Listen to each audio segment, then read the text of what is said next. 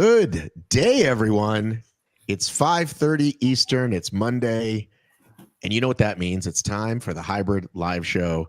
Cheryl Snow is here. Ugly Dave Claxton is here. I am here. And boy, do we have a lot to talk about. Joining us shortly, another special guest who I won't announce until she gets here. But first, do you guys notice how beautifully bright I look in this frame right now? Yeah, but it's really advertising that you need a haircut. Dave, how about a shave too? I also need a shave. You know that's rugged. That's tough.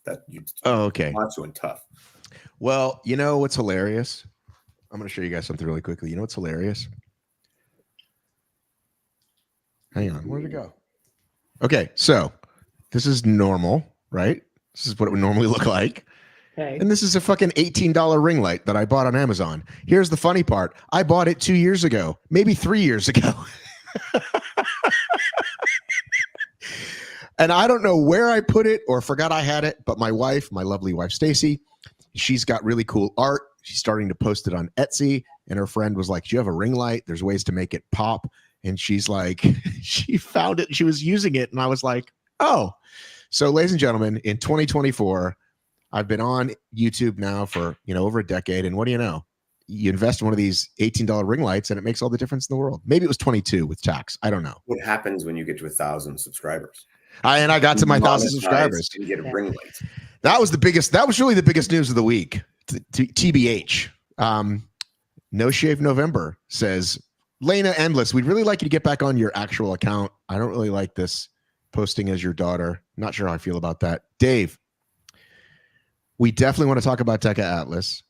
I'm disappointed in the amount of letters that I could put on this thing because I got capped out.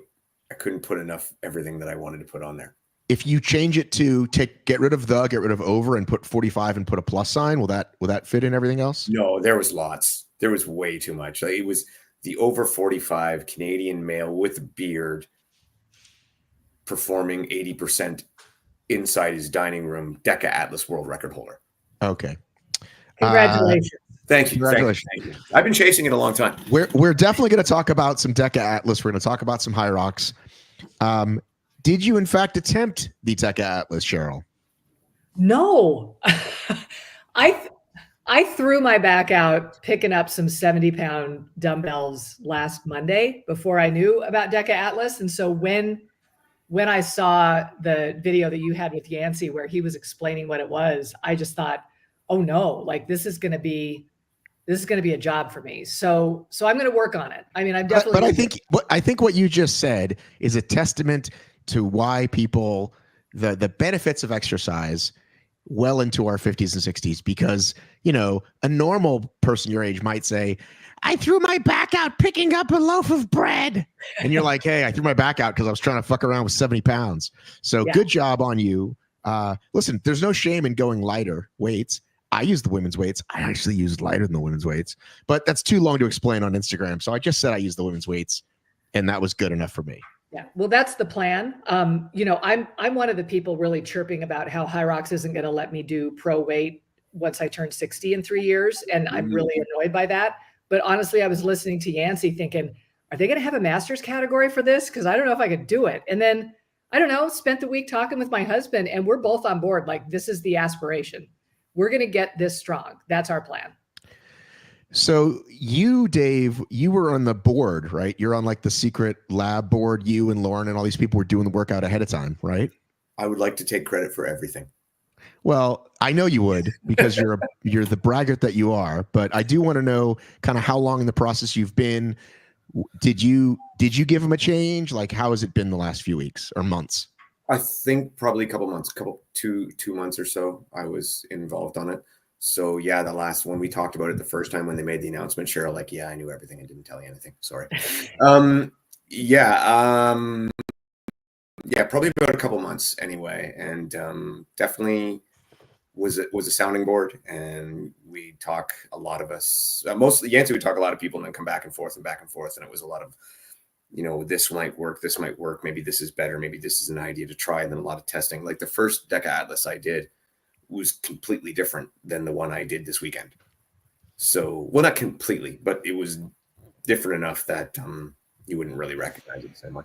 So yeah, I was at it for a while, and mostly I think my role was a lot in some rules and what would work and what wouldn't. You know, not that I got my way with everything. I definitely did. The piece about there are two, I almost said labors. There are two zones that you have to not just go there and back, but put it down and pick it back up. Was that always in the puzzle? Not for all of it. No. I think it was for zone 10. I don't know if it was for the farmer carry. So I think it was for the Atlas ball. I don't know if it was for the farmer's carry or one way or the other way around. I can't remember which one it was, but I think one of those we added later. And are we in favor of that, Cheryl? Do we think that's a good move? I do. I'm actually curious to find out from Dave kind of what some of the underlying principles are behind the movements that you ultimately chose. But I have to say that, like, the idea of throwing a deadlift in by making us put down the weight and then pick it back up, I think is pretty brilliant. I think it's the whole thing feels really easy to judge. It's really straightforward. The lack of equipment that's needed is really nice. So there's a lot of things that I really like about it, but I was kind of curious about, like, what are some of the principles behind what made you all ultimately decide on what you decided on? Well, when I say I wanted to take all the credit, that was like bullshit, right? So this is Yancey's thing. Well, we were just kind of helping out. But I will say that the deadlift portion. Okay, so I love deadlifts in competition. Deadlifts is such a movement that we all know, everybody's familiar with, but it's a piece of shit to judge. Like, it really is. We see it in CrossFit all the time. They've been judging forever and they're still not getting it right. You know, the head's over, whatever, nobody's fully extension. But if you actually have to pick it up and walk with it, then you have to deadlift it. You have to have it up. So it was the idea. And then not trying to make two different zones that were almost the same thing. So you just combine them into one. So you have the farmer's carry where you have to deadlift it, walk, bring it back, and re-deadlift, walk, bring it back, and back and forth. So it just fit really well. So that one kind of came together pretty good. I'm sorry, what else was it that you want to know there was? I just think clearly you want people to get stronger. I mean, Yancey was talking about Peter Attia and, his work and that sort of thing in the podcast and so forth. And so it just seems like which one? Yancey went on every podcast imaginable. Which one are you referring to? Yours. I only listen to yours, Matt. So you should listen to Dave's. Dave has good stuff. Oh, I know. I do sometimes too, but no, I'm kind of I'm sort of always on Matt's. So that's good. but no, I'm just I'm pretty impressed with kind of just the diversity, and yet you're kind of ticking all the boxes, and I've been kind of impressed with the simplicity of it. So I mean, I'm really on board. I really like it. The part where you said about the lack of equipment, that was huge on Yancey's mind for the whole thing, to make it be as simple as possible. Because we all know, like, I love the regular DEKA, but man, there's a lot of gear. Especially if you're a gym starting out, there's a lot of gear. And whereas he tried to keep it as simple as possible and as multi-use, so you have a lot of stuff used in multiple zones. And then, for me, like I said, I was all about trying to get stuff that would be easier to judge. Yes, there are thrusters in there, and thrusters can be a pain, but they're right off the bat, which to me is right when I would want them. So if they're going to be judged, and that would be the hardest one to judge, is right off the bat. After that, it gets easier. To judge, not necessarily easier to do. I'm curious for you, because you're a runner, right? And you think not Atlas strong yet. What really gets you? Because I know when my wife did it, it was the deadlift farmer carry. That's not going to be a problem for me once I get a little bit stronger. I'm already I was carrying 60 pounders this morning. So I'm not having, so that doesn't scare me as much as probably the thrusters. And I think right now I'm usually in about 25 pound weights instead of 35 pounds. And so for me, it's just going to be kind of a slow progression, not hurting myself, getting myself up to speed. And it is a plan. Like, that is the plan, is to get to where I can participate in one of these events, maybe, sometime next year. My husband, who is 60, is actively working on his Atlas workout right now. I mean, he's all in on this. So you know that there will be actually a 60 plus. Is there? Yeah. See, now I don't want that, right? I think that you could turn it away. I think unlike HYROX, I'm pretty sure they'd let you do it anyway. I hope so. Yeah. Well, you said, first of all, it's a couple things. You said HYROX won't let me. I mean, I guess you could always just do it, right? Yes.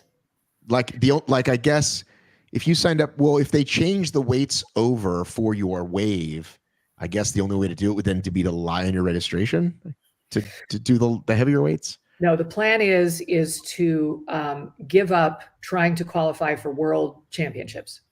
Okay. And so then I would just register pro and run pro. It wouldn't matter.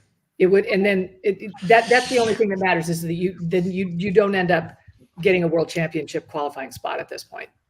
Well, Dave, I am also a ultra runner trying to turn himself into a hybrid person, and what I struggled with was the thrusters, but specifically, and I think I mentioned this to you both privately.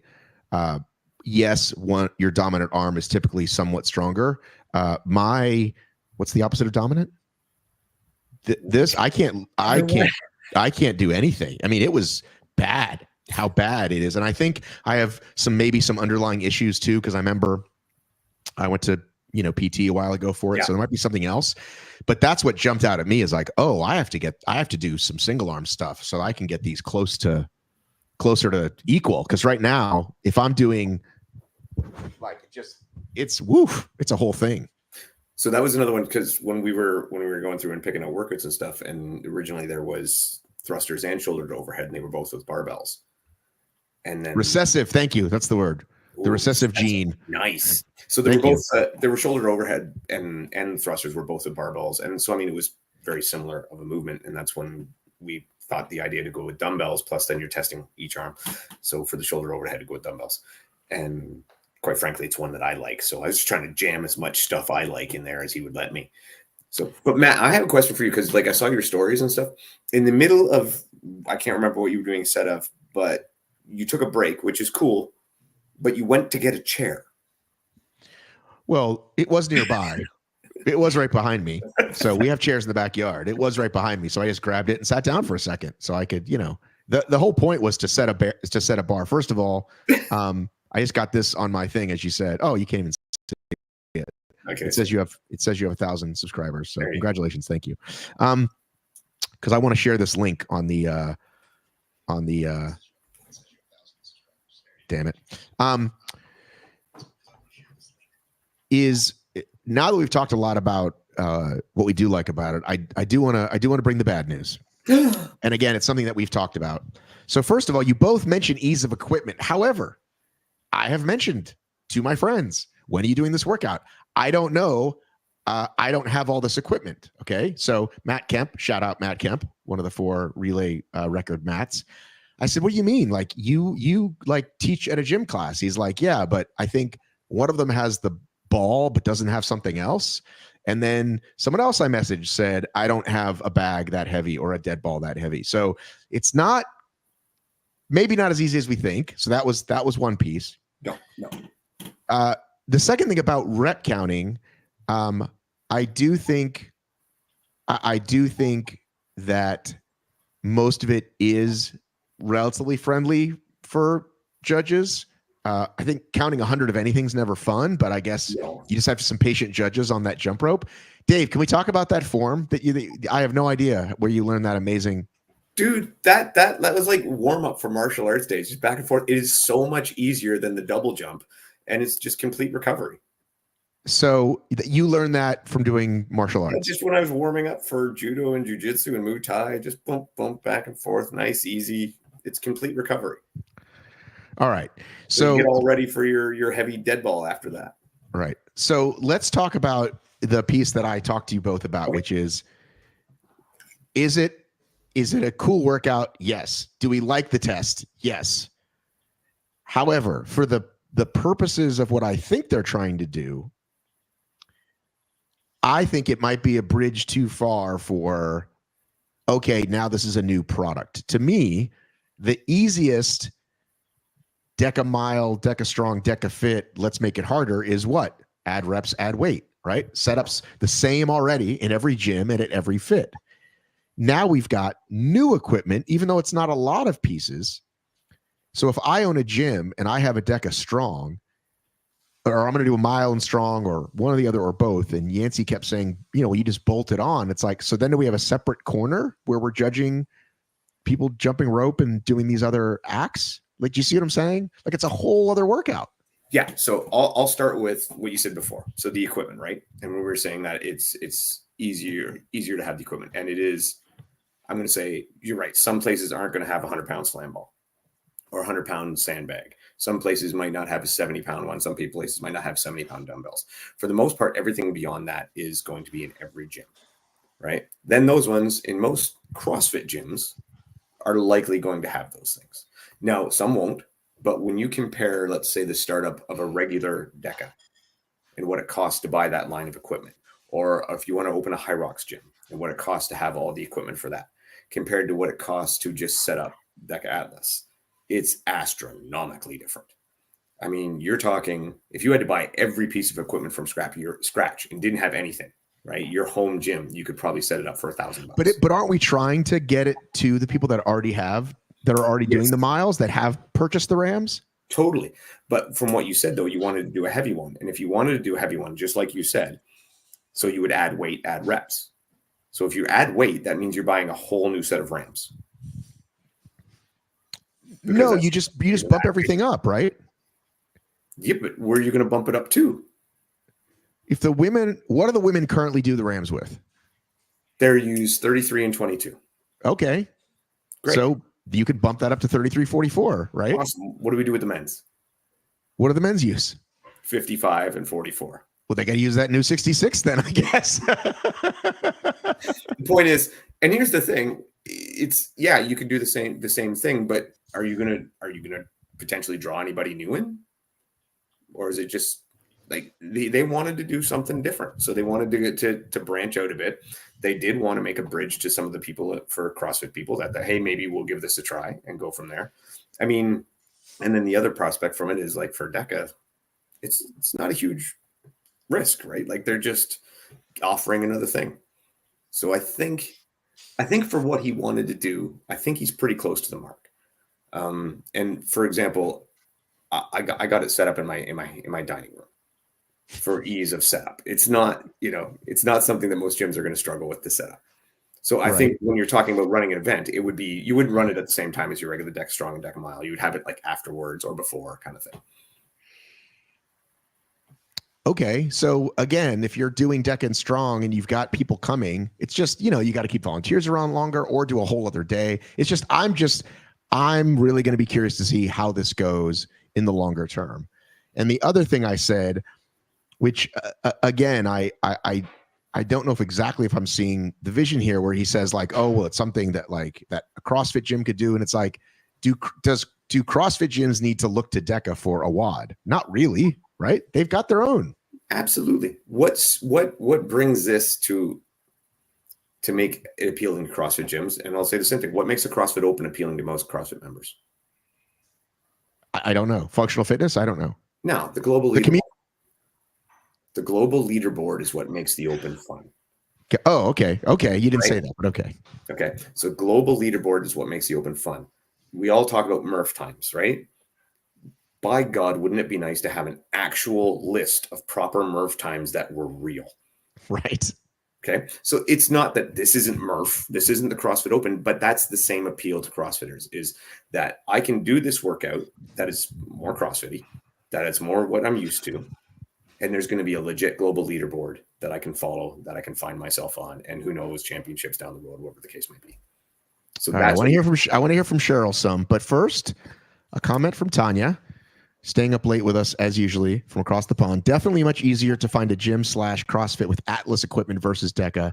I mean, how much Atlas stuff can you buy versus one tank? But agree, it is not based in the equipment DEKA. What's that? Probably 5 sets of Atlas equipment for a price of one tank. But agree, it's not based in the equipment DEKA gyms have, probably. All right, what are your thoughts, Cheryl Strong? Cheryl? Cheryl Strong. I'm going to call you Cheryl Strong from now on, though. That's all right. I would have been so disappointed if this would have come out as just another DEKA Strong with more reps and heavier weight. that just would have been like, really, really. I still think DEKA Strong is pretty engine based. Like I've said before, usually I can just beat people because I can beat them on the ski, row, and bike. And this is going to take me out of competition with a lot of the women in my age group who are stronger than me. And I am thrilled for them that they can show me a thing or two by being able to do this. It's going to give me something to really shoot for. I have, like I said, my husband and I spent some time this weekend trying to figuring out how we could do this. And we don't currently have 50-pound dumbbells. That's something we would use at our gym. But I've got a sandbag that I can add weight to easily and make it 100 pounds if I need to. Or is it a brute force sandbag? What's that? Is it a brute force sandbag? No, I should get a fancy one like that. No, it's just like a yes for all, Amazon. But how do you add more weight to it then? Like the one that I have has these little 5-pound bags. I can just add as many as I want. Right. And I've got some little 10-pound bags that I can add. I also, my main weight for my sandbag is water softener pellets that I throw in there because, 2 for the price of 1, right? So I throw 50 pounds of water softener pellets in there, and then I just add 10s if I need it to be. Is this a gym hack that other people know about? I don't know. Yeah. Okay. Do you want to know a good gym hack for a heavy sandbag or whatever? What? Because when you get to like 100-pound, like I actually bought a 100-pound slam ball, but that's probably the most pricey item to Spending. get that in the 100-pound dumbbells. So we made our 70-pound bag. What we did was we ordered a Swiss ball, the Swiss exercise balls, and then got a funnel and got really, really fine sand from Home Depot for, I think it was about $5 a bag for a 50-pound bag. Bought 2 of those and the $20 Swiss ball, and just took our time and filled 70 pounds into the Swiss ball, glued it shut. There you go, off you're running. Yeah. I mean, weight's not hard.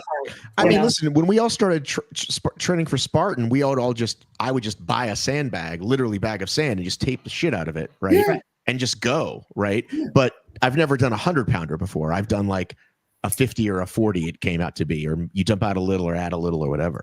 Yeah, the heavier it gets, the more that tape and stuff explodes. Right. But the Swiss ball up to 70, boom. Eden says, I would have switched out the jump rope for pull-ups. I think that's harder to judge, right? Way harder to judge. Actually, no. I can judge pull-ups pretty easily, and pull-ups were discussed. No, but I'm saying in terms of reps, like people cheat it more, and you know what I mean? Yeah, but if you set it up properly, if you do a hip tap pull-ups, then you can actually make it very easy to judge. So why not the pull-ups? Essentially, basically, again, it's another big piece of equipment that you need to have, right? Oh, so you have to have like a full rig. So example, if you wanted to take this, if a gym wanted to take like 5 lanes out to a soccer field or a football field, they'd have to bring out 5 pull-up bars. It just was that ease and simplicity. Trust me, if we could have got pull-ups in it, I'm a pull-up guy. I would push for days. But yeah, it comes down to an efficiency of setup. Yeah. And pull-ups is a big limiter. And yes, you are right. Sometimes it's hard to judge, Matt, but it is a big limiter if you want to do proper strict pull-ups. True. So I guess go ahead, Cheryl. The bear crawl. I just want to know, like, that was an interesting choice. That's Yancey's baby. He loves that thing. Absolutely loves that thing. And I was one of the ones at first that was a little like, I don't know. But to be honest, people have seen it, people that are trying it, and it's been a better reaction than I expected. And yeah, it's coordination. It's a little more coordination, especially for the first step. Once you get the first step down, then you get going. The hard part with the bear crawl, to be honest, was in the beginning trying to develop a rule so that we could make people keep it a bear crawl and not get, do you remember back TMX, Matt, when Isaiah Vidal was doing like that horse gallop when he was supposed to be bear crawling? How to avoid it turning into that. So that was... Well, once you have weights, you can't do that. No, but you could still walk both feet forward, pick them up, set them forward, walk. So, there are ways to make it look really bad and to kind of scam the system. So that's where that was kind of on me a little bit to help come up with rules for that. And that's why the 2 rules for that are you cannot have both dumbbells off the ground at the same time, and your feet can never cross the back plane of the furthest back dumbbell. Which Zach said the hardest part. Zach Tate says the hardest part. Yeah. So because that was my thought when I was over in when I did the Deadly Dozen. I was like, well, can your butt be in the air? Does that matter? He's like, we don't care as long as you're not doing the gallop. then exactly. you're okay. And for their rule, for that one is that you have to have one foot and one hand on the ground at the same time. You can't have more than, and that works for them. I think for what they wanted to accomplish, it works good.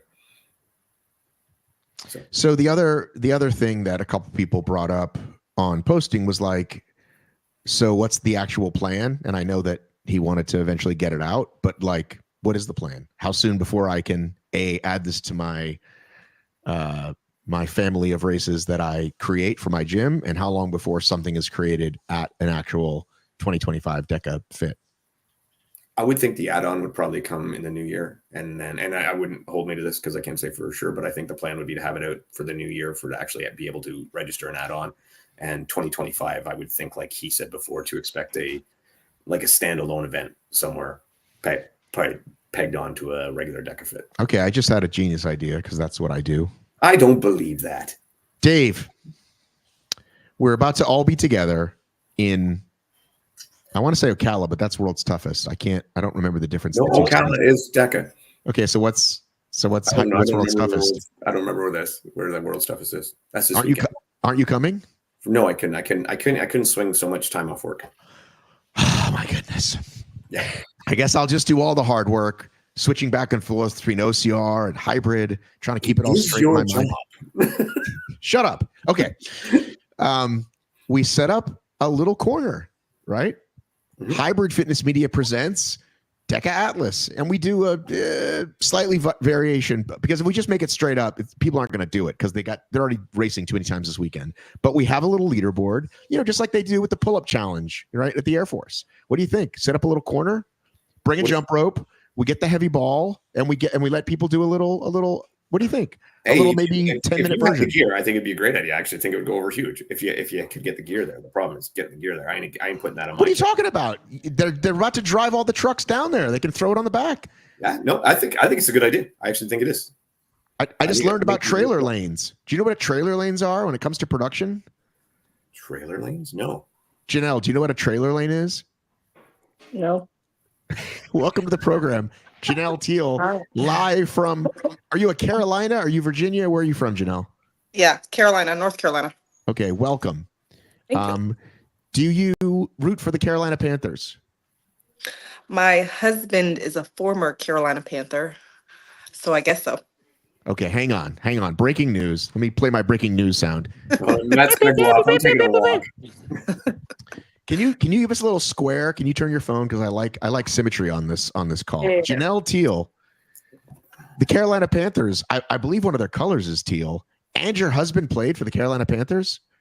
Yeah, it's more blue. It's blue, not teal. But listen, yes. I'm on a roll. Janelle.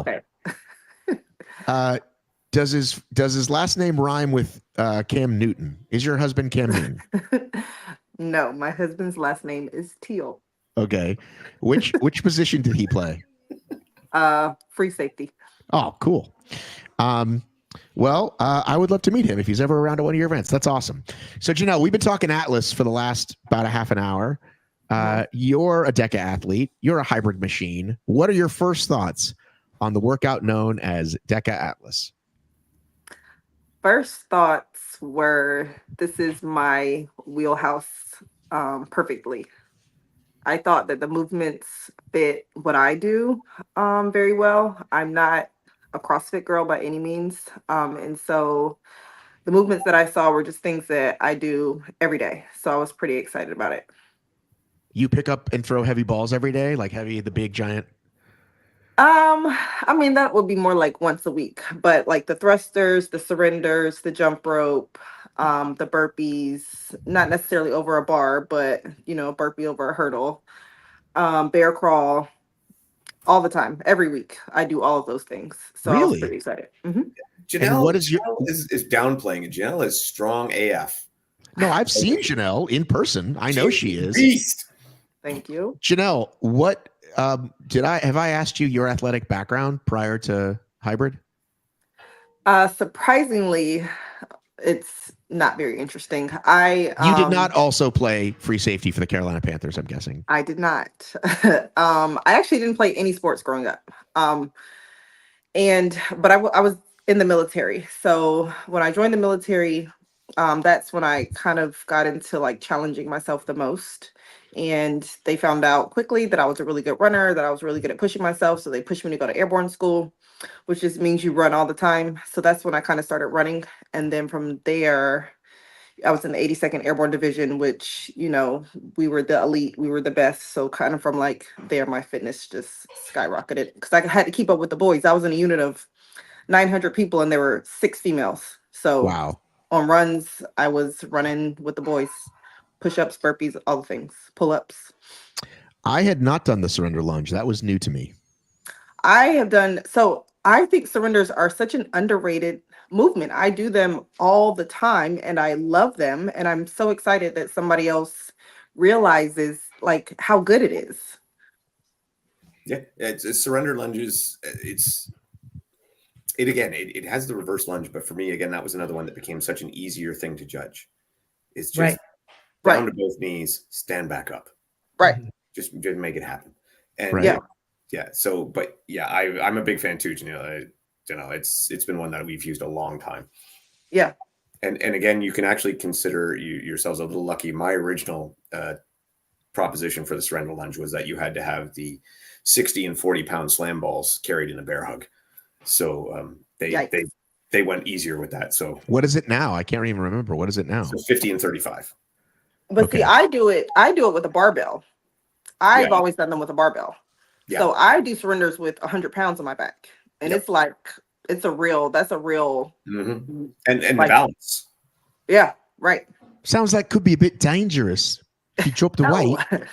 But it's core strength, it's stability, it's mobility. So like if your core is not engaged, or if you can't swing your leg over, like, I mean, it's harder than some people think if you're not used to doing it. Right. No, it sounds difficult. But I mean, it's not that difficult. 20 reps is not bad. 35 pounds, that's not bad. No. What's the male weight? 50? 50, yeah. Okay. Yeah, that's not bad. Trying to keep as much use for those one set of dumbbells as possible. Right. Yeah, that's not bad. So I'm curious, because we just talked about this before you got on. Your gym, did you already have all the gear?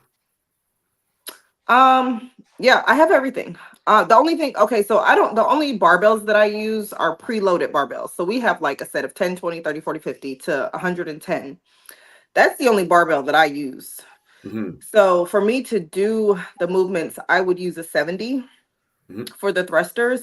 And then technically it wouldn't be fair because the burpee over barbell wouldn't be as high. But you could always just set a stick. Yeah, I mean, we have hurdles. So like in our gym, we do a lot of like agility type work. So we have skills hurdles that probably are the same height, or we can make them higher. I have like adjustable ones. So we do burpees over hurdles all the time. Yeah. Forgive my newbie question, but a barbell to me, I thought by definition was it's a bar and I can load it. When you say preloaded, so the weights don't come off? Correct. So it's like yes. So it comes in like 20 pounds, 30 pounds, 40 pounds, and the weight on the sides, it just is what it is. You can't change it. It's like the ones that they have in like a big box gym. You know, I speak Matt. It's a really long dumbbell. Perfect. Right. With really little numbers on the side that tell you what to. Yeah, it's like that old in airplane. It's like, excuse me, I speak jive. That's like, I know how to talk to Matt. Hang on a second. Okay, that makes sense. I just not heard of that. So I know people have like the machines, right? The Smith machines, and then there's free weights. Okay, that's the difference I know. But so you're definitely a fan. And my other question about it, like sort of as the business piece, is how does Yancey put this? How do we get this going on worldwide at other gyms who might not have all the equipment, who already put on a DEKA strong all day or what have you? Like, have you thought about that? I mean, I think most of the gyms, aside from mine, like a lot of the affiliate gyms are CrossFit gyms, or they do standard barbell movement. So I think that maybe the only thing they wouldn't have potentially would be the 70-pound ball and the 100-pound ball. Maybe we have them, but maybe they wouldn't have that piece. Anything else, like you said, you made it easy with the dumbbells. But also 100-pound dumbbells, everybody doesn't use those. I had to pick up a set of those this weekend. Right. And so I don't have 100-pound dumbbells either, but I have kettlebells. So I would That's use the good. kettlebells. Yep. Okay. Kettlebells are okay. Okay. What does a 75-pound dead ball go for these days? 70 pound. 70 Or pounds? What do we need? What are the weights we need? 70 pound. I think like $100. Yeah, probably about 100 American. would be Yeah, my- not nothing. Yeah. Oh, No, but Dave, are again, you when in it's- Canadian money? What's Canadian money? Canadian money. It's 7 mortgage payments. No, it, Okay. no, it, Janelle, I don't know if you heard, but I was in Canada and I ate like a king for like $40. It was I amazing. saw on your, well, it I was didn't know how much it cost, but I saw on your It was story. nothing. You had I almost Dave moved there. Maloney.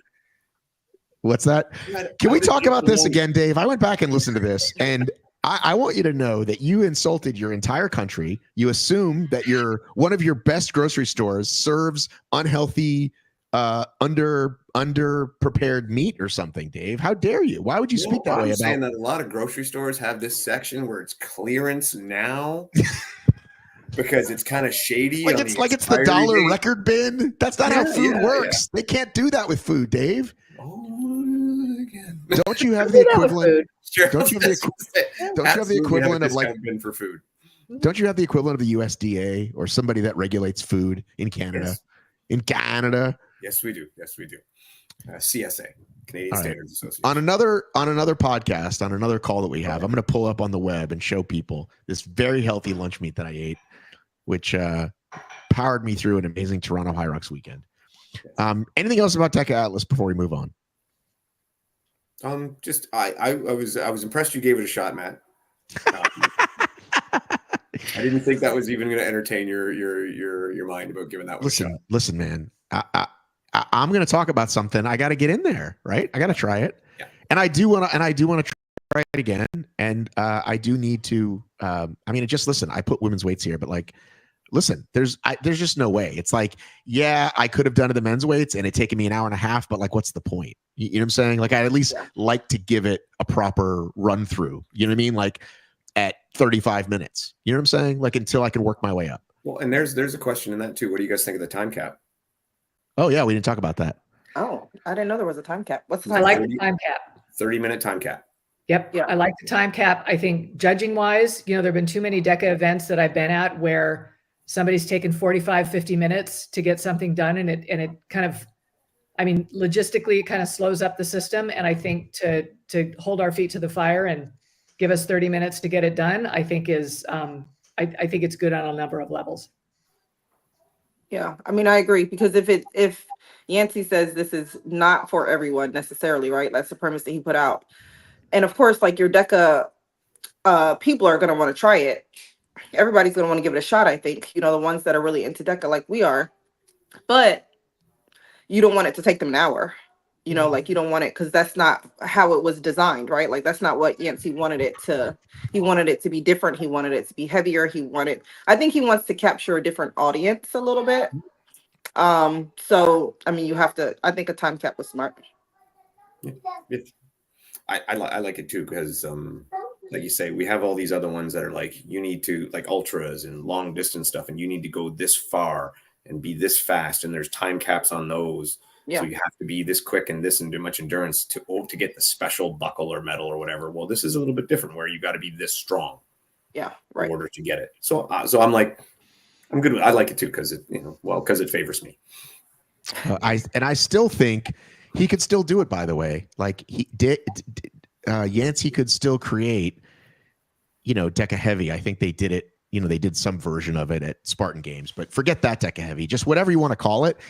There's still room to move in the DEKA space to do that. Yeah, there's always space to do whatever. I'm not opposed to that. I'm enjoying the new options. Like I'm enjoying the fact that we're not just kind of stuck with the same stuff and there's new stuff coming along. I will never get out of my mind the silhouette of you in the dark, Matt, like working those, like that shows something, right? It shows that, yeah, we want something new. We're going to try it. We're all going to try it. Well, I'm glad that worked for you. And I forgot it was fall and I forgot it was going to get dark on me quick. And I was like, shit, I got to go to the front if I want to film this. By the way, you could take out probably a good 2 minutes, Dave, for me to stop and set up the camera every time. So, you know, I'm a little bit faster than that.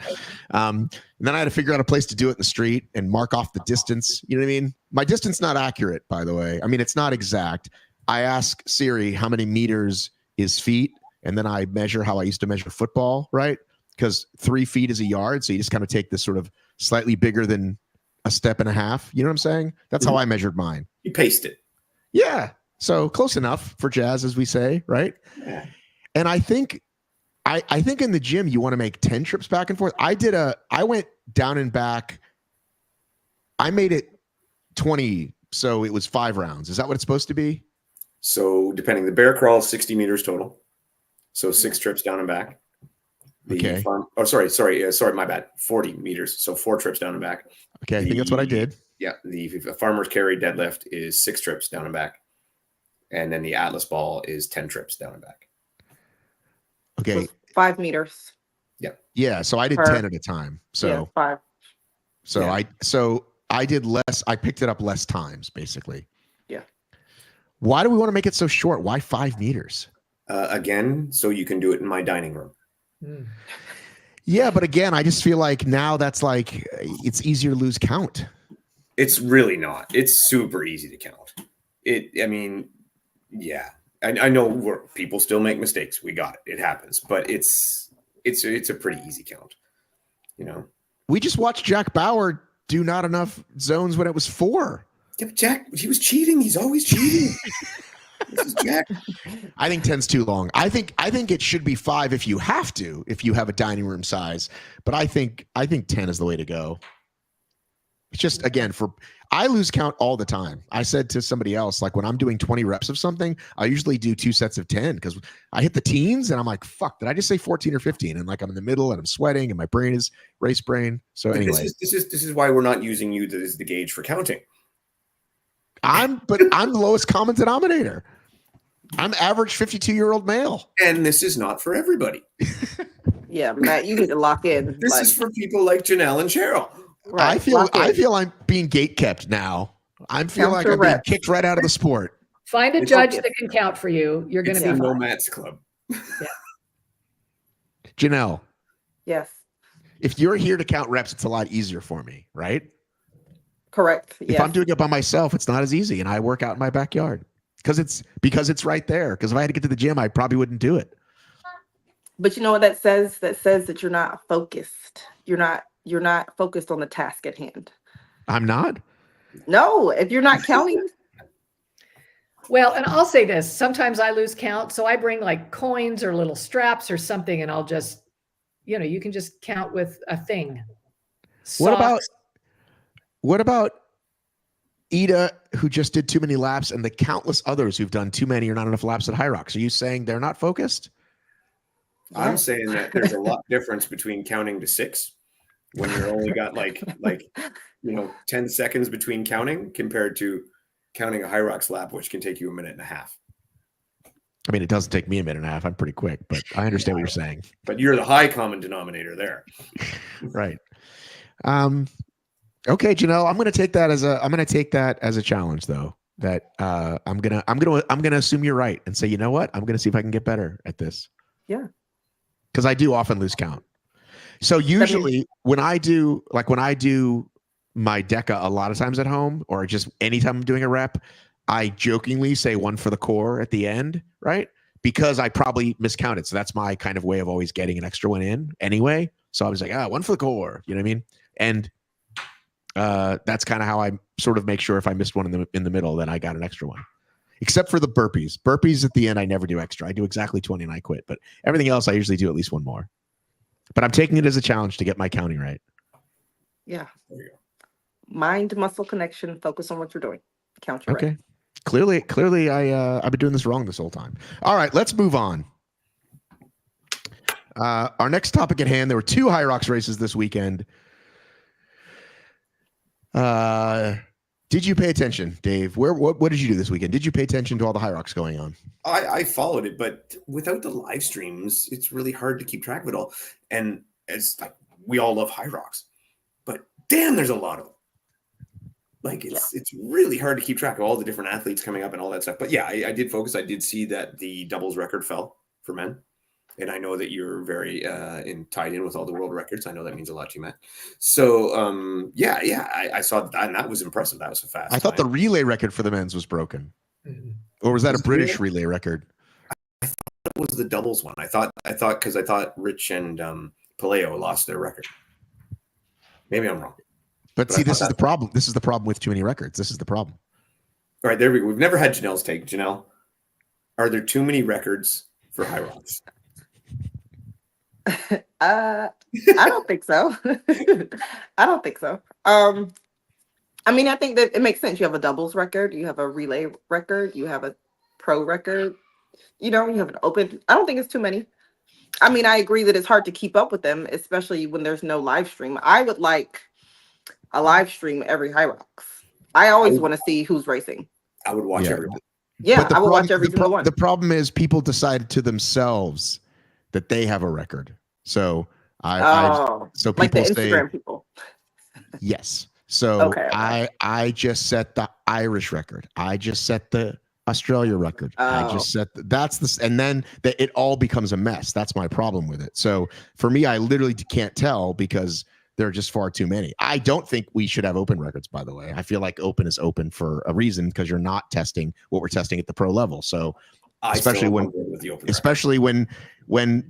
pros then go don't do the open. So to me that's silly. I was like, let's have a record and let's because everybody can't do a pro. And the open race is different. It becomes a different race when you have lighter race. It's more speed. Now, I don't think the pro athletes should be able to hold an open record. I don't think that's fair. But I think that if it's somebody who is not strong enough or whatever to do the pro weights, I think that it's fair for them to have. Go do your best. Just go do your best and say, this is my PB and just be happy with it. That's all. Yeah. It's not currently I own all the records of my backyard. Actually, Clayton might have one or two, but I have most of them. Until my kids get a little bit older, then they can beat me. So HYROX a while ago said, hey, we're not going to fuck around with the phone anymore because we think if we're going to do this live stream, it needs to have this certain caliber. And I think you certainly can have both. I think people understand. I think sponsors understand, like, oh, when you're doing a major or a world championship, you put all this money into it. And when you don't, you have your social media person walking around with a phone. Like, I don't know why it's such a problem, but they made this decision and they're sticking to it. It's weird to me. I would watch Graham again running around with his phone in a heartbeat. Mm-hmm. But all the countries were doing it. Yeah. I just using Graham for an example because he did so many. But yeah, I totally would be able to follow better. I would be more interested. I would make it a point to be in line, and especially when you have sometimes where you get such a great field coming up. Like Toronto, we had a great field. Nothing. We're gonna have some really. I tried in Toronto, but then there were too many waves. Yeah, and then what I don't know is the doubles races coming up where you qualify for worlds. Are those ones going to be streamed? Because I am super interested in those. Like I'm probably more hyped for the doubles than I am for the solos. When is the first one coming? Isn't it in Miami or is it Houston? I thought it was Houston. Houston, yeah, but it's the same day as one of the majors. Anyway, yeah. So which means is it crying child one needs to attend to? Is that you, Cheryl? What's that? Is that one of your children crying? Cheryl? No, it's me. Sorry, I told you it's going to be chaotic. No, hold on. It's fine. It's totally fine. No children in this house. I don't like them enough. I kicked all mine out and took their ring lights. What's that? I kicked all mine out and took their ring lights. Good job. Yeah. So I'm super hyped about the doubles, and when I hear some of these teams getting formed up, and I'm like, oh, I want to watch that, and I know it's not going to happen. I'm going to be very disappointed.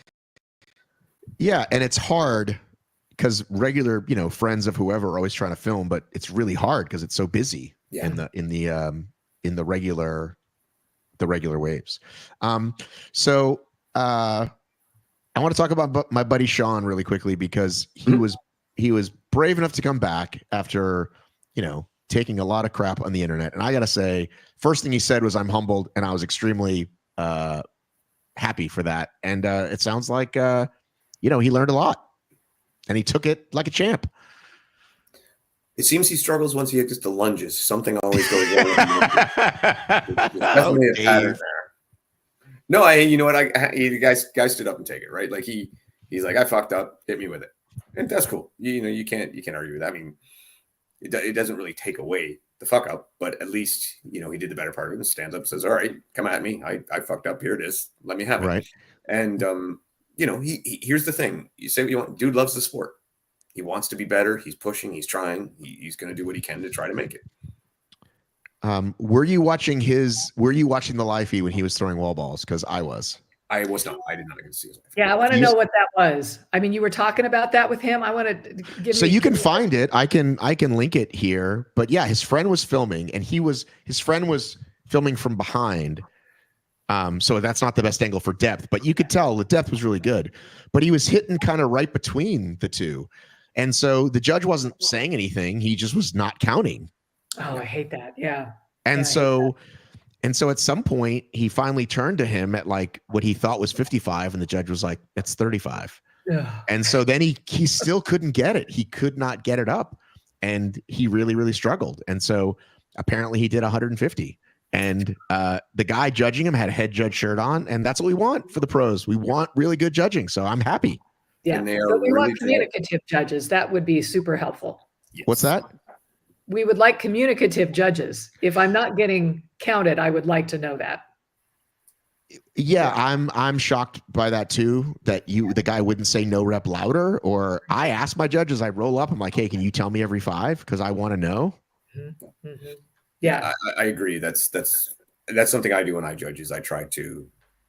Oh, and when there is a no rep, I'm letting them know, and I'm letting them know why. Right. Because he eventually said you need to get it higher eventually, but you should have said it much sooner. But 20 reps into not getting it high enough that's tough. That's a lot of energy. So somewhere in there was some, and again, it's with a judge who wasn't paying attention. With like, the average judge that I've seen, those would have all been counted. Yes, because they're just worrying about this piece. They're not literally even looking at depth or anything. Yeah, and HYROX has put I guess the word would be a mandate on really making sure people get to that center of the target. And but this wasn't even about the center, which I know is your complaint. This was high enough. Yeah, between the men's and women's. Yeah, so he was hitting the line in between them rather than getting right on the target. Right. Yeah. So I mean, the judge was making good calls. I agree with Cheryl. I would like to see them more communicative. Communicative. Yes. Communicative. Yeah. It's linguistic hour with Cheryl. There you go.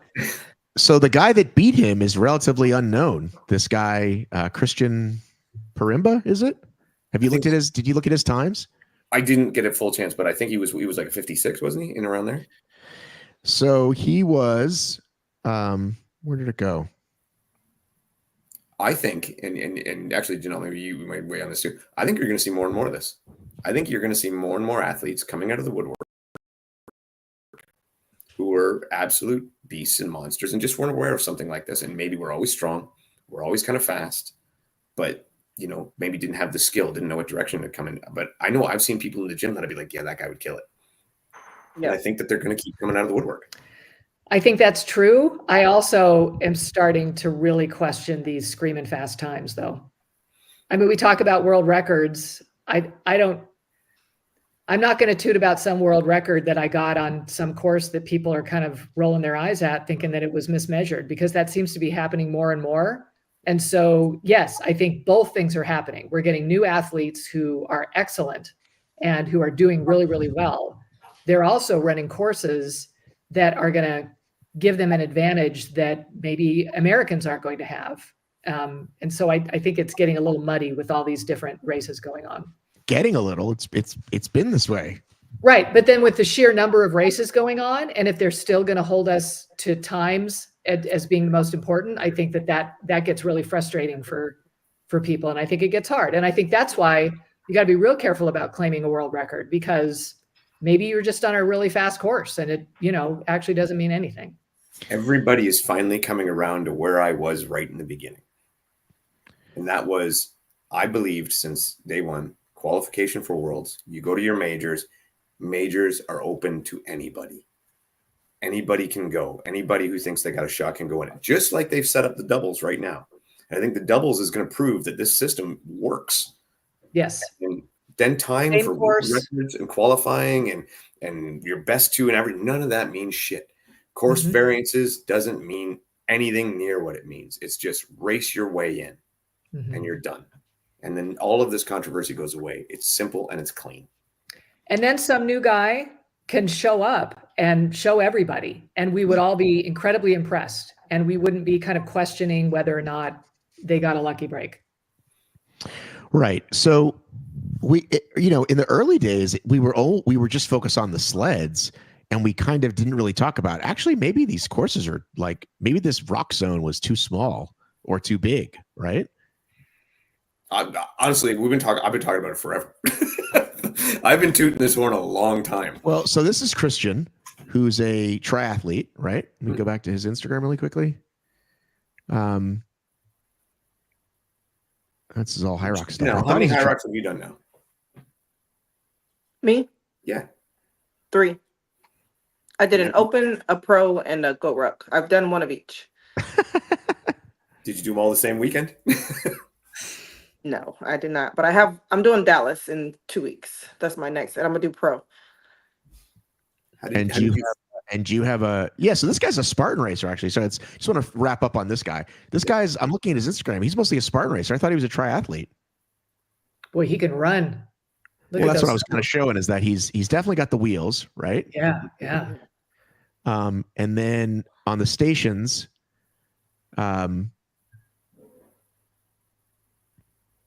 I mean, he's quick.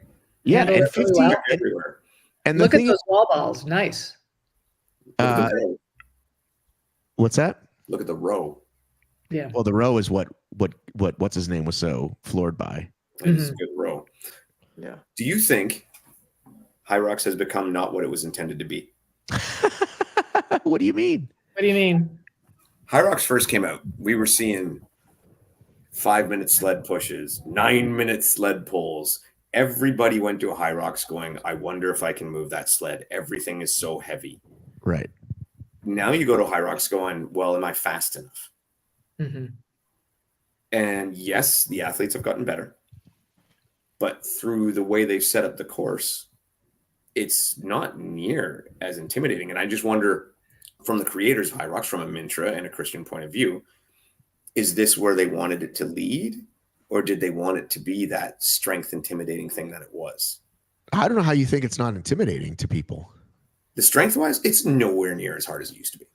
Yeah, but if I've never done a HYROX and I show up, I'm still like, wow, that thing just kicked my ass. If it took me an hour 15, an hour 30, 2 hours, like people are getting their butts kicked still. When I talked to people about HYROX when they first came out, they were like, I'm worried I can't move that sled. Now, well, they should have been. That's too fucking heavy. I said that now, for the very first event. Now, when I talk to people, I'm worried about running the 8K. That's what I hear now. It's like, I would do it, but I don't want, I'm worried about running the 8K. It's too much running. The strength intimidation that it had before is gone, whether through intention or not. And so my question is, do we think that was intentional, or do you think that was just an accident and it happened that way? I think they designed the perfect fitness racing workout, and they're seeing sellouts everywhere, and so they think whatever they're doing is right. Well, I'm not saying it's right or wrong. I'm just saying. And what they're doing is they're making things a little lighter and a little more accessible. Yeah. It's working for them business-wise.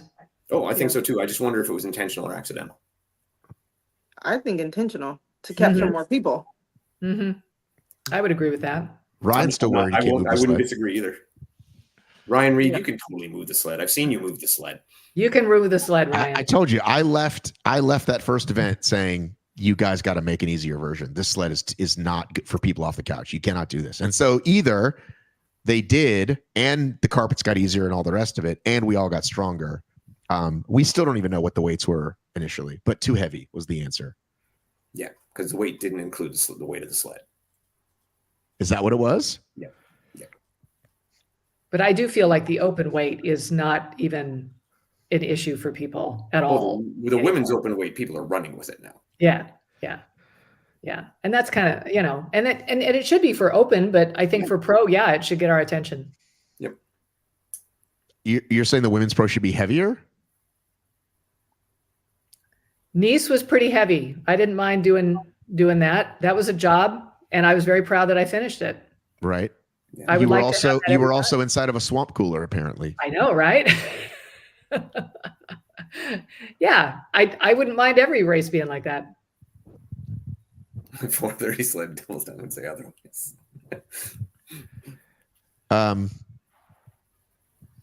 Anything else about the races this weekend? I mean, I'm just enjoying it. Sorry, go ahead, Cheryl. You know, I watched your interview with Sean, and you know, people are saying some really nasty stuff about the guy, and I just think there are a whole bunch of people like Sean who are really great athletes who go to HYROX and realize that this is a super hard race. And I think that they are used to winning and they're surprised when they don't. And I don't think that he's much different than the rest of us in that regard. And people are being too mean, I guess.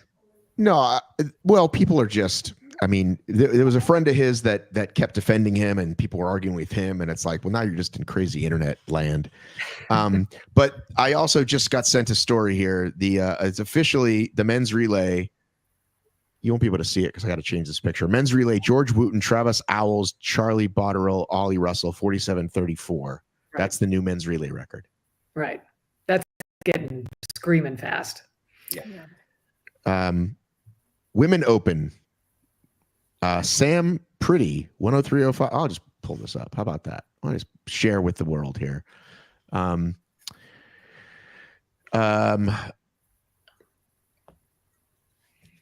Well, there's a post here from ROXOPT, which I also want to talk about. But where did it go? HYROX Poland. HYROX Poland. Prove them all wrong, the sign says. I need a producer for this show. Okay. So, Women Open, 103.05, 40-44. Men's Open, Robert Van Herk, 54:43. I thought, oh yeah, that's right. I posted his time earlier. Men's Relay, 47:34. Mm-hmm. What a coincidence. All on the same course. How about that? How about that? You don't think it's just you're making a big stink about it on your Instagram? Because I don't know if you should, right? Well, remember what I posted the other day? I said the rock zones were too easy at the other courses. So how do we know? What's a standard course? You don't. Mm-hmm. You never will. Right. And that's why I say the only way is to adjust the qualification time, and then it doesn't matter. Mm-hmm. Or just the qualification standard procedure system. Either way, you do that, and it doesn't matter what your times are. Like, Janelle, wouldn't you want that? Wouldn't you rather at the major be able to race head to head to get to Worlds, or yep. race head to head to get to the majors, like rather than have to worry about, am I found the right course? Have I found the wrong course? Did I get bad sleds? Did I get good sleds? And things like that. Yeah, 1000%. That's the only way that you're going to actually know how you stack up. Yeah. Well, how about this? How about if you've got the money, you could also like cherry pick events, right? Like, where do we think the least people might show up, right? Yeah, but you're still guessing too. You might go to the one with the least people and get the dud sleds. Well, yeah, I'm saying, but like our poor boy Rich Ryan, who decided to go to Spain to get a good course, and it was like, this was not a good course. Right. But if number one in each age group goes to Worlds, right? Mm-hmm.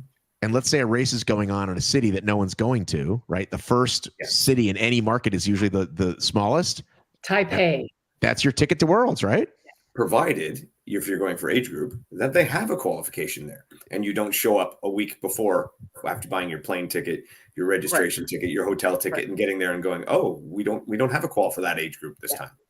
That's another problem with it for sure. Yeah, I thought they solved that. I thought they fixed all those for the. No. What they did was they made slightly less open people qualify for some reason. We've acknowledged it's a problem, so we make less people do it rather than just have nobody do it. I still don't know when I race in Chicago next week if let's say I win, I don't know if I'm going to qualify for Worlds in my age group. Right. You don't find out until 3 days before how many spots they have, which is the biggest problem. Yep. So I'm just having to just decide that I like racing and not worry about it. Right. Which is a shame, because both of you women are like massive age group contenders who shouldn't be having to think about this. Right. This should Well, be that's why something when you're DEKA's got planning the your better race system. season. Yeah. When you're planning your race season, you can be, this is a qualifier for me. I need to try hit this one. Or Mhm. even if I want to go to 8 dozen races, at least Yeah. I know when I'm going, I'm going to have a shot. Yes. Right. Not that I'm wasting my time.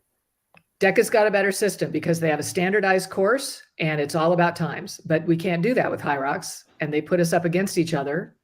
And there are too many races to qualify all of us. Yeah.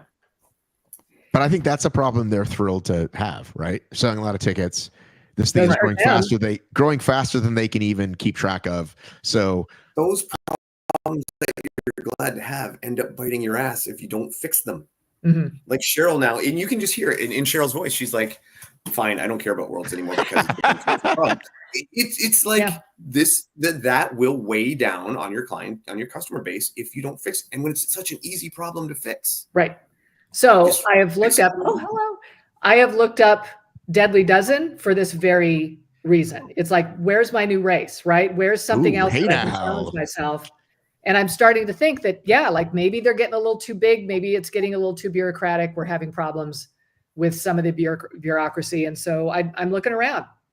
Cheryl, you could help launch Deadly Dozen in Vegas. I hear he's looking for American partners. We could do it in the winter, you know, like it could be a definite winter location for them for sure. Desert Deadly Dozen.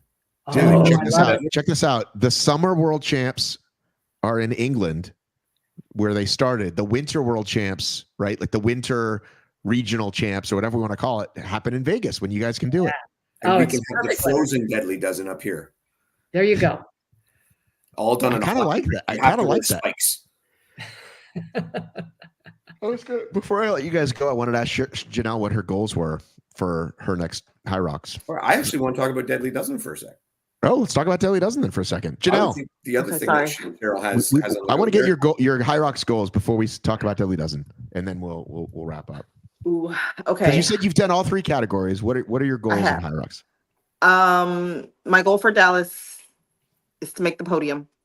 Let's go.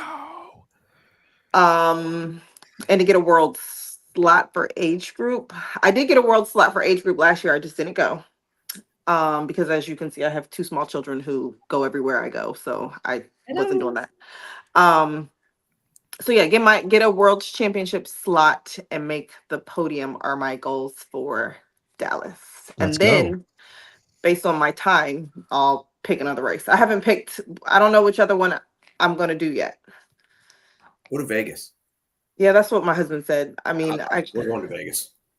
okay, that might be the one. That seems like probably the Cheryl's going to invite us all to a pool party in Vegas. That's right. Big party. Perfect. Big party. Yeah, Perfect. absolutely. It's 95% sold out. So get your I ticket. saw that. Yeah. Well, yeah. Am I saw that. registered for Vegas yet, Cheryl? You know, I never know if I'm registered or not. We're doing a relay with Lauren Rontala and Dustin Needham. Okay, I guess I am registered then. There you It's go. gonna be great. And I don't know. We Why haven't did you talked get about on doing that doubles. What do you mean? Because I run That's a a mildly killer successful team. I run a mildly successful podcast. What do you want from me? Jesus. That's all right. I got to relate. Hey, what are you talking about? You're the biggest cherry picker in the world. That's You're what the I do. biggest DEKA cherry picker in the world. I'm following your lead. Janelle, do you want to introduce your special guest? Yes, this is Eliana. We call her Ellie. Eliana. Hello. And her sister is behind us. Okay. Say hi, Ellie. She's shy.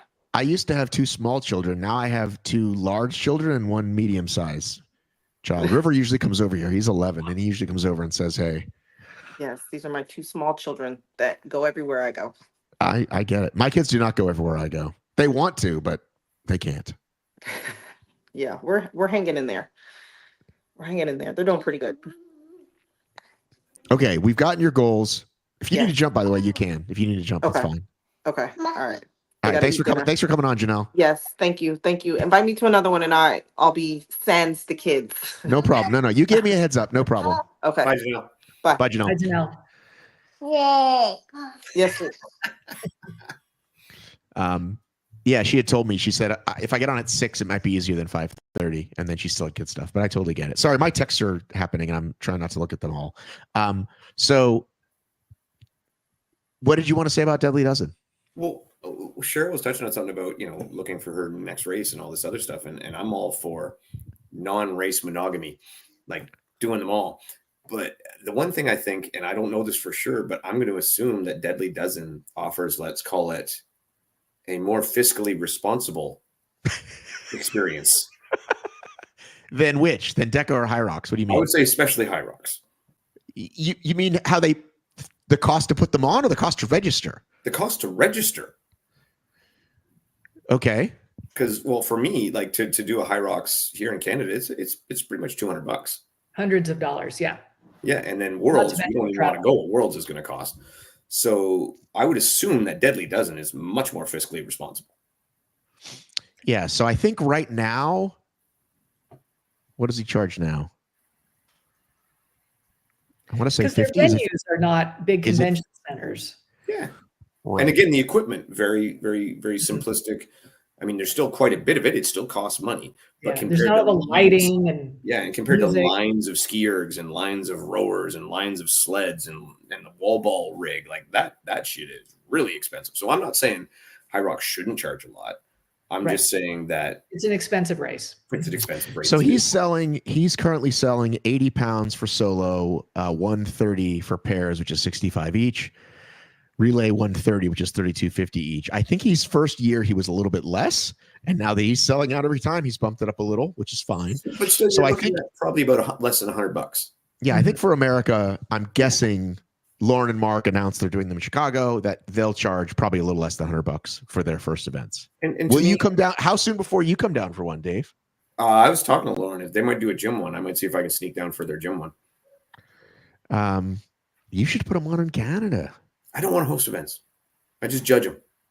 Okay. Well, you should talk to. Don't you have friends that own gyms? This Amber's a gym. Amber's the event hoster. She likes to host events. All right, let's get Amber on here. Amber Tate, get on here. Yep. I guess I'll have to go back at the end. I don't know what that means, but okay. Why would you don't even put up any comments, and you put up the one you don't know what it means. I'm late. I assume I missed the Atlas talk. Dave, I have been very consistently putting up comments this week and last week. I was hoping you'd noticed. You missed the Atlas talk. It was a good one. Yes, go back and rewind. You send me any question you want about Atlas. Don't put it up here. Matt will yell at me. I've been so good at it. I've been so good. You have. I'm just teasing you, Matt. Come on. Yeah, we got to get Amber on. Well, it's interesting, though, because look, TT Sports, a.k.a. Tanya, is also saying this. The system in HYROX spots is one main reason I don't want to stress myself for that sport anymore. My goal was world spot. We don't want people being 2 or 3 and done like OCR, right? Because that gets us flat. That makes us lose growth. So they're not addressing these little problems. These little problems annoy people, and they annoy their core group of clientele, and that core fades away if you don't address the small details. Yes, I think qualifications is an issue, and also look, if all of us are there to improve our times, and I don't know if my times improve because I don't know about the course, then that's not helping either, right? Like I know if I do a DEKA mile, I can improve my time because it's the same thing every time. There's the motivation to go back and try again. You know, when I go to Chicago, yeah, hoping for a PR, but is it a PR? I don't know, right? Because I don't know about the course and I don't know how they've got things laid out. What has Chicago historically been? Fast, low, medium? I think because it's the same venue every time. It is. And so I will say that Chicago, yeah, I better do better in Chicago this year than I did last year. I think that's kind of easy. But, you know, let me go to Poland, right? Like, what's that going to do for me, right? Apparently it's where all the record breakers go. Exactly. And so that's, I think there are a number of issues that if HYROX doesn't address it, we're going to start looking around. I also just think that you kind of get tired of doing the same race all the time, and you do start looking for a new challenge. Yeah. And I was very intrigued. I mean, here Atlas comes out last week, and I'm already thinking about it. Like, how do I solve this problem? How do I get this strong? How do I do this? I think we all are built that way, that the athletes that do these kind of races, we want something new. We want a new challenge.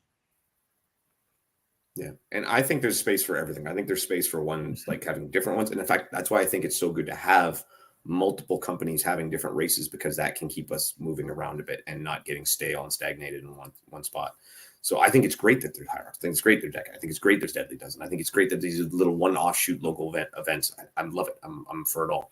So we'll keep going. I have a theory about the sleds, because we know how recently with the sleds, people have been saying it's the older sleds get slower, right? And as the sleds, when the sleds are brand new, they move like mad, and they're older, so they're starting to think it's the sleds, not the carpet. So if you take the sleds right off the bat, take a wire wheel to the bottom, buff off all the paint, take it right there. So essentially you pre-abuse them. They should be a little more even. Just a thought. So I was just quickly looking at the numbers. Hamburg to Poznan, about 6,300 finishers in Hamburg, half that in Poznan. So if you wanted to have a better chance of age group, Poznan was the way to go. But which one age groups had availability? Yeah, you mentioned there's always at least one, right? There's always if you win. No, not necessarily.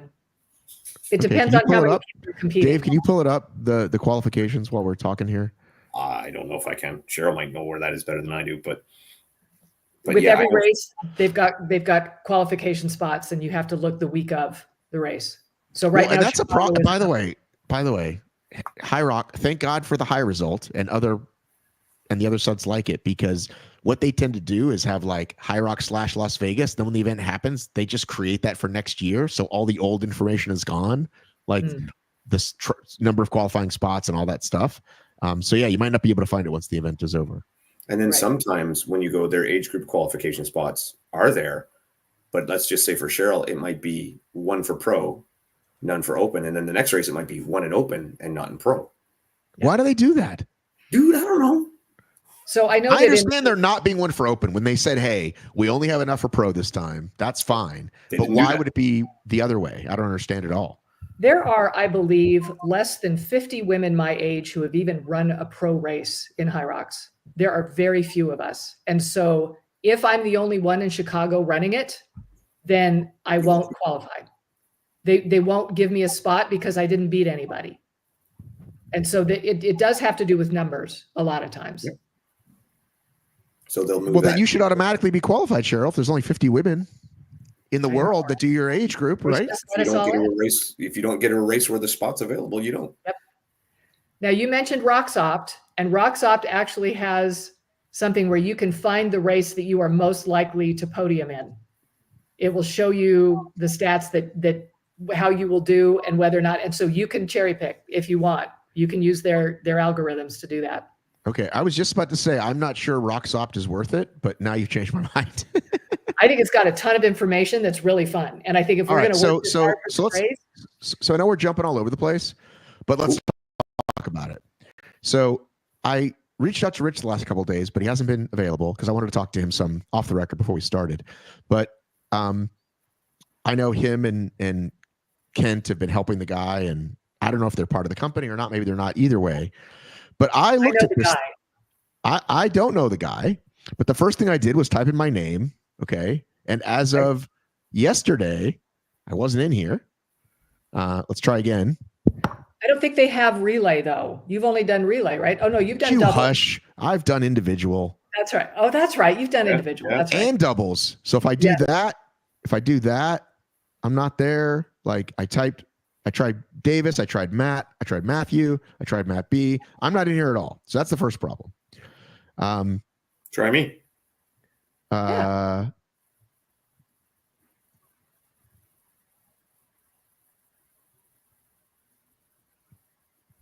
Dave Claxton also not in here. So that's a problem. The second anyway. So I have my report from Nice. Okay, well, we can pull it up, but here's the second thing. Okay, I clicked get report, right? If I select, let's select Cheryl. Okay. Let's do Sherry Wolf, your arch enemy.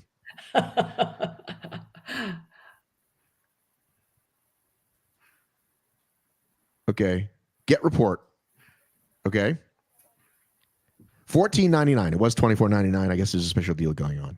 Right. So right off the bat, it's asking me to give you money, right?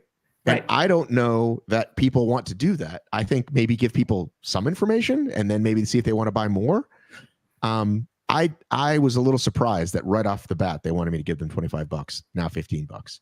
So again, I wanted to talk to Rich, get a little bit more insight behind it, but I was a little bit, because there's a lot of apps out there now that want to do this for you. Hey, here's your times.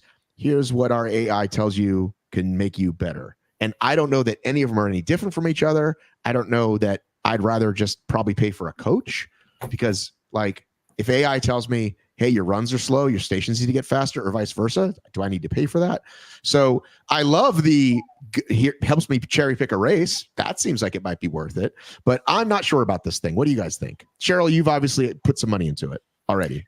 I have, and I know the guy, and he would be somebody you might enjoy having on a podcast. And I welcome him to that. Let's absolutely do that. Absolutely, yeah. But I'll say this report I give to my coach, right? So I give, here, we've talked about how expensive these races are. I've talked about how invested I've been in them, and so this is $15 is not much for me to then send to my coach to be able to fine tune my training, because it gives me information that I wouldn't otherwise. Can I not get it from HYROXOPT? Can I not get it from one of these other places? Correct. It's a lot more detailed, and there's a lot more involved in it. And it shows you over time kind of how you've done race to race and that sort of thing. I do think there is a free feature where you can put yourself with any other person who's run a HYROX, and it'll tell you who will win in a hypothetical race. So if me and Dave were in the system, if they Yes. had me and Dave and I could go head to head, but they don't have either of us. Exactly. Did you try yourself, Dave? Were you joking, or did you try to retry yourself? No, I have not tried. I said give it a try for me. No, I have not tried it yet before. All right. So talk to him and say, my friend Matt wants to give you a fair shake, but the first thing is he couldn't find himself and he couldn't find Dave. Will do. Yeah. And I do. I think it's going to be really, really useful for people who are very serious about the sport and want to make sure that they are spending the right amount of time on their training. I think that's what it's going to be. Here's a question. Here's a broader question for us to put our collective brains on. We all love HYROXOPT and sites like it. I go to HYROXOPT because it's got every race I've ever done and blah, blah, blah. And HYROX probably likes it because, hey, more people are checking this thing out. However, at some point, do they want to say to certain sites like ROXOPT, like others, hey, that's our data? A, people have trusted with their data by giving us money, and B, we don't want to let you have it. I would assume they will want to say that. I just don't know. At some point, right? I just don't know if they can. Is that why ROXOPT costs money, or is HYROX charging them? That's for example, a great question. Is that HYROX's data or is that Cheryl's data? Ooh. Well, when we do a race, we sign something that says you can use my pictures, right, for promotion, and people do that. But is it somewhere in the fine print that you can share my data? But I'm saying if HYROX might have a case where they eventually start to say, "Hey, not cool. Stop scraping our shit." There's probably good case for that already. Like I could see that, but right now, what the ROXOPT or whatever and HYROX or whatever, they're taking public information because HYROX has put it out to the public. So they're extrapolating all their data from public information. So the only way to do that would be is if they eventually said, we're only going to have like the most recent information up, which probably isn't good for them either. Or I don't know. I feel like there's something, even them making it public. I feel like there's something about there's so much value in it, as we all know. We all want to know. Saying, but by that same token, right? Like I got to call a lawyer. Let's get a lawyer on here. If there's a lawyer watching this, if you were to go and say let's say I made a website about NASCAR and I'm doing lap times and all this different extrapolating all the data, wherever I get it from. NASCAR can't really do anything about it unless I put NASCAR stats.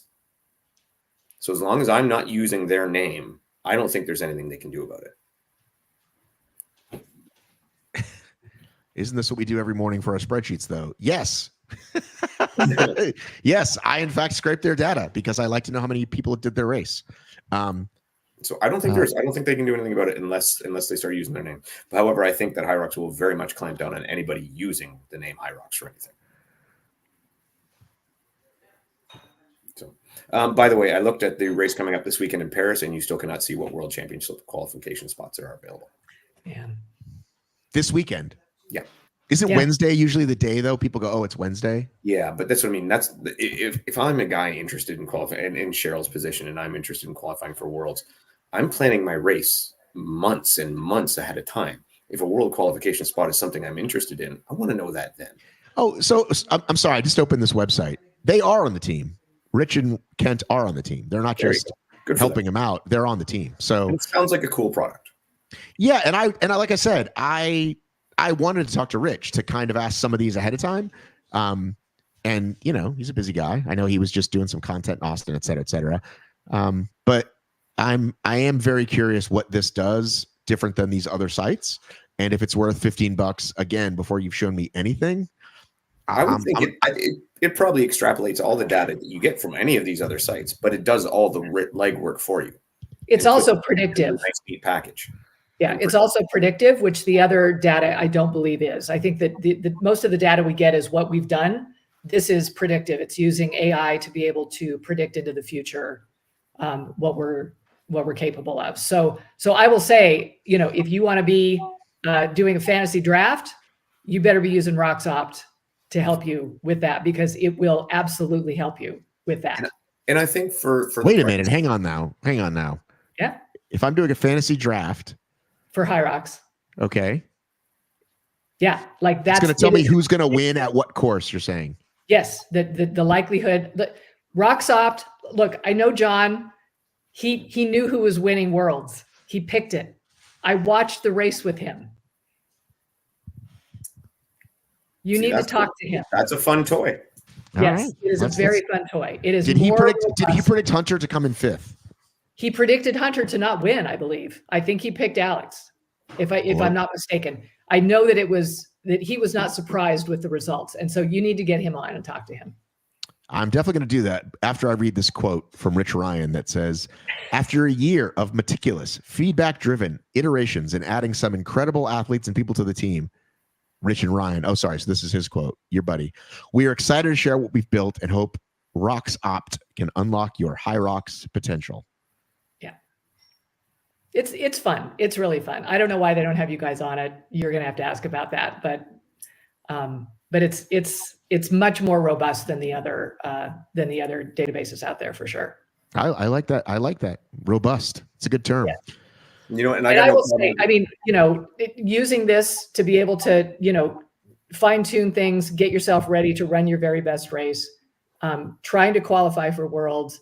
Let me just add the caveat that you need to register so early now because the races sell out that, you know, and then you don't even know if you're going to like get a qualification spot. Like, yeah, many issues for sure. If I was somebody chasing a really important HYROX time to me, if HYROX was an A race for me, I would 100% pay $15 to get a detailed data sheet. Yeah, that's the thing. It's not that much in the grand scheme. I would be totally on that. Hi. Hang on a second. I have to remove this picture thing because the picture thing is so. The girls are. Oh my God. Hey. I got a second. It's like virtual. There you go. There you go. All right. What's up? Can you guys hear? Put your LSKD stuff on. You looked so Hey, nice. Cheryl. Hello. Did you hear what she said about our LSKD stuff? Oh, is that your stuff? No, but it's just you guys look great in it. The blue and black is really pretty. Yeah. Oh, thank you. Yeah, it's really nice gear. Mm-hmm. How are you? Good. You know, just talking about sports, which I never thought I would do on a podcast. How are you, Dave? I'm good. But I have a request for you. Okay. Can you start to count for Matt? Because he seems to struggle with counting. He's telling us he has a lot of trouble with counting. I lose track of my reps. Oh, yeah. I know. I'm used to counting for people. I think I count for him when I help him with certain things. There you go. I don't know if I'm with him. I guess I will. How's that for an answer? I'm usually working out when she's either A, making dinner or B, like done for the day. Right. Our kids are up my butt. Ugh. Either or. Yeah. You're out in your yard in the dark. Just getting Yeah, I go in the morning. He does. I'm a morning workout person. He's a night. He's not a morning person, you know? Yeah. So He needs a Matt, floodlight sponsor. Say that does again. what? He needs like a floodlight sponsor for the backyard to just light it all up. There you Great go. big floodlight off the back porch. I struggle with counting too, Matt. You're not the only one. So have her come. Janelle shamed me earlier for not knowing how to count. So Yeah, I no, don't struggle honestly, with it. it's So kind of tough sometimes. Yeah. she's got that military background. All right, this is painful for me to hold in my ear, so you have to go, honey. She's from the military. She doesn't fuck around. I had a thought and I just lost it. What were we just talking about before I got Stacy over here? We were talking about ROXOPT and qualifying for Worlds. You know. Oh, so should I get ahead and launch DEKA Opt and Deadly doesn't opt? Oh. Sure. Corner that market. There you go. Not a bad idea. I would like more detail on my stuff. Okay. I would pay $15 for a detailed report on that. So it's just per report? Is that what it is, Cheryl? Per race report? Right. Okay. So after Chicago, I'll pay $15. I'll get another one, So strategize with my coach, get ready for Vegas. For example, what Matt said, if there was one for DEKA, I would gladly pay $15 to get a detailed report on everyone me and Juan will be facing in our relays. Ah. So you can see if you have a shot. Oh, I know we have a shot. Healed up. I know he broke his foot or something last time you guys raced. No, he had a little hamstring issue. Go nuts there, but he was actually just over in Greece for trifecta. Oh, well, you've probably heard next year it's moving from iconic Greece to gorgeous West Virginia. Depending on the time of year, I might actually go check it out. I don't think I'll All right. Watch. Let's wrap it up, ladies and gentlemen. Ugly Dave, you can listen to him. OFX podcast with Bethany McChesney, that little firecracker. Yep. Do you have a guest this week? DEKA Atlas. She has or she hasn't? She has. Why aren't more people posting? I want to see DEKA Atlas times. Actually, I've seen quite a few, but Bethany didn't have a video of hers. Well, it didn't happen then, as far as I'm concerned. She was in on the test group. So, all right. Well, Cheryl, good luck with your first DEKA Atlas. It's going to be a while. I'll see you in Chicago, right? Well, we'll talk before then, I'm sure. I'm sure I'll message you before Chicago. I got to go deep into the WTM cave now for the next several days. And then when I come out, we'll talk about World's Toughest. You might have to host the show now that I think about it, Dave, because I'll be at like the brunch and shit. So we'll talk later. We'll figure it out. Have a great night, everybody. Good night. River, you want to say hey? River, you want to say hey first? Bye. Night, River. I can't hear you. She said good night, River. Good night. Do you want to say good night, mate? Good night, matey. River. River, what were you for Halloween, buddy? I was Ghostface from Scream. Classic. Did you get 2,000 pieces of candy? Yes, I got 2,000. 2,000 Oak Ridge. All right. Bye, buddy. Bye. See you guys later. Peace out. Night. Take care. Hey, Dave.